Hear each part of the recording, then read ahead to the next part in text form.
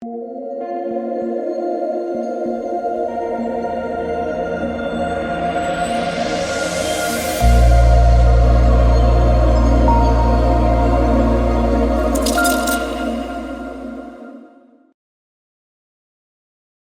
it's Thursday Night Football. We got $1 million up top, so that's nice to see. Should be a decent game here with Baltimore and Tampa Bay. Hopefully Tampa Bay's offense can get it going. Hopefully it's a relatively high-scoring game, because those are the more fun showdown slates to play. And recapping the showdown slate Monday night, finally it happened, guys.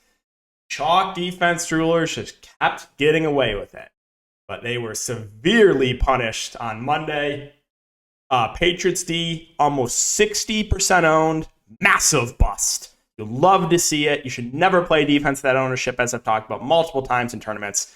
Yes, I know I've lost infinite money fading chalk defense, but it was nice that they were finally punished. Now, my lineup just missed the cash here because the Patriots fell behind 3 scores, and they just phased Damian Harris out. And chalk Ramondre Stevenson had 23 dump-off catches when they were down by 3 scores. 23, that's not an exaggeration. He had 23 catches.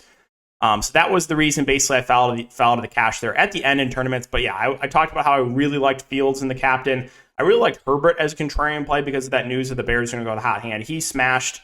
Myers is my favorite wide receiver play. He did well. I finally played a kicker, and of course, kicker goes for 2 fantasy points. But I fade kicker, 15 fantasy points, right? So that was very, very tilting. So again, just missed the cash there in tournaments, but I slept very well last night knowing the chalk Patriots defense where people were severely punished. All right, Baltimore, Tampa Bay. So we got a 45 or under, and the Ravens are 1.5-point favorites. So we'll start off on the Baltimore side. At the top, Lamar Jackson has gotten pretty unlucky over touchdown variance. Only 3 touchdowns now in the last 4 games. Maybe that does lower the ownership a little bit on him. I'm still totally fine with him. He's very clearly your optimal play in the captain. Rushing upside, I'm not super worried. Again, touchdowns will come, right? If you look at the first 3 games, 4 touchdowns, 3 touchdowns, 3 touchdowns. Actually had a couple touchdowns here. Like, he had a lot of touchdowns with smashing. So it's not like he's playing bad. He's just getting a bit unlucky with touchdown variance. So no issue with Lamar Jackson. I'm not going to overreact to recent games. Like him a good amount here. Mark Andrews, expect him to go. He played last game, did not have a catch. Again, I'm not worried about it. Mark Andrews still played a majority of the game. He played 56 of the 64 snaps. They were playing from ahead. They didn't need to pass a ton. So I'm not worried at all about Mark Andrews. He's a very, very safe option. Gus Edwards at running back. He was the lead back for the Ravens last game. He played 23 snaps. Hill played 20. Kenny Drake played 17. So somewhat of a split. But when Gus Edwards is out there, he was touching the ball, right? Sure, he only played 23 snaps, but he basically touched the ball on almost every snap he was out there. So he's fine, but again, expect a couple other backs to mix in. Don't expect 2 touchdowns from him every single game. The wide receivers will be Bateman and Duvernay. Kind of hard to trust anyone else. Bateman played 36 of the 64 snaps. Duvernay 42 of the 64. They're both fine contrarian plays. They're a bit pricey. I would rather just spend up a little bit more for Mark Andrews, but they're in play for GPPs. Going down a bit more, Kenyon Drake. So I thought that was crazy. I could have sworn I saw on Twitter that the Ravens released Kenyon Drake. I couldn't find anything though, so maybe I had a dream about Kenny Drake getting released. I don't know. But he, again, backed up Gus Edwards, as did Justice Hill. I think Justice Hill would be the punch running back I'd look to because he's the cheapest. He's only 2.4K there.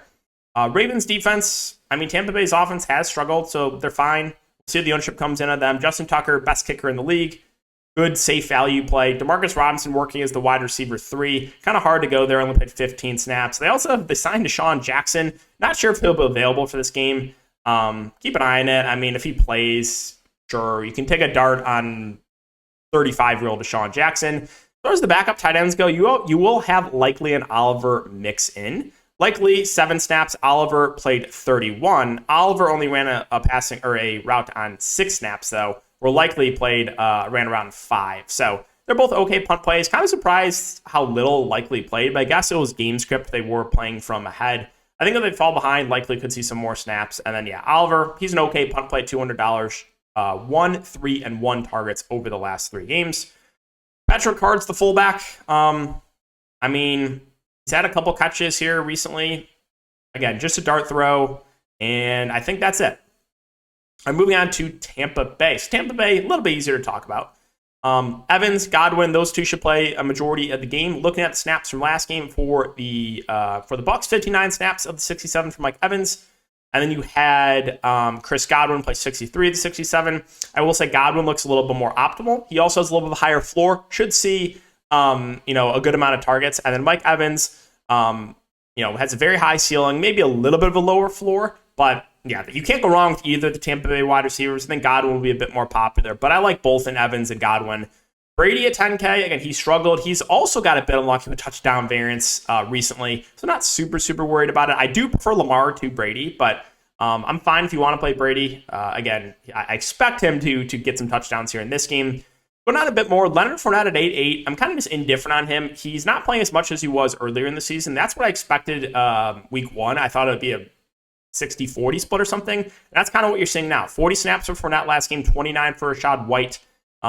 Fournette's still a guy you should get more touches, but at 8.8K, I'm kind of just, again, indifferent on him. Gage and Julio Jones, both listed as questionable. Gage, I guess, hurt his hamstring, didn't participate in walkthroughs. Julio Jones did participate in walkthroughs, was a limited participant. If they both miss, then maybe we can look at a guy like Brashard Perriman, who could be a viable punt at 1.2K. So we'll keep an eye on that for Tampa Bay. If Gage plays, it's fine. If Julio Jones plays, he's fine. If they both play, they kind of could eat into each other and will make it hard to prioritize either, to be honest. Tight end situation, keep an eye on Cam Brate. He did not participate in the walkthrough. Don't expect him to play. With that being said, I think Cade Otton's a pretty good play in the mid-range. He took over tight end 1 duties. He played 54 of the 67 snaps. So pretty good value there in the mid-range. Rachaad White, I don't mind him. Again, he's seeing his snaps increase. 5, 4, and 6 carries, but he is getting involved in the passing game. So, maybe a little pricey, but DraftKings full point PPR. If Tampa Bay falls behind, you could see them utilize Rachaad White a bit more. Ryan Suckup, perfectly fine kicker play. You probably get more ownership on Tucker just because he's the better kicker of the two, but Suckup is still a decent value play. The Bucs defense at 3-4 haven't been great recently. Again, they're playable because any defense can get a pick 6, but nothing that I feel great about there. We talked about Brashard Perriman, right? Kyle Rudolph saw 8 snaps, so again, that's just a dart throw for him. He had 1 catch on 1 target. O'Keefe also did play a little bit at 1 catch and 1 target, but I would just rather go to Cade Otton, who should play majority of the game. And yeah, I think that is it. So guys, that'll wrap it up for the video. Again, it's nice we have another Millie Maker here. Should be a good game. Keyword should. 2 pretty decent offenses with Baltimore and Tampa Bay. Hopefully we get some touchdowns scored in this one. It's not a defensive battle, but appreciate you guys as always. Make sure to like, subscribe, and hit the notification bell if you do enjoy. And I'll see you all in the next video.